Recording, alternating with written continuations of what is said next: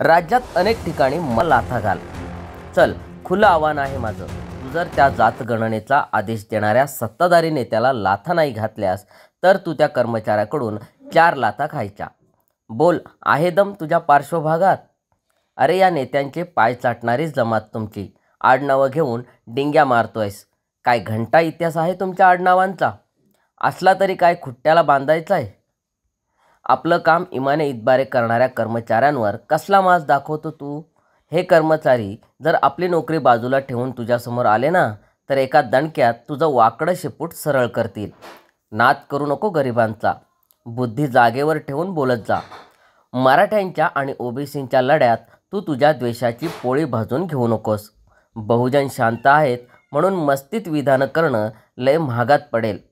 मापात राहा, असं त्यांनी म्हटलं आहे. दरम्यान किरण माने यांची ही पोस्ट खूप व्हायरल झाली आहे.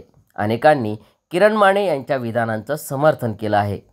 चाहते या पोस्टवर लाईक्स आणि कमेंट्स करून ही पोस्ट मोठ्या प्रमाणात शेअर करत आहेत. सम्राट मराठी लाईव्हसाठी ब्युरो रिपोर्ट, मुंबई.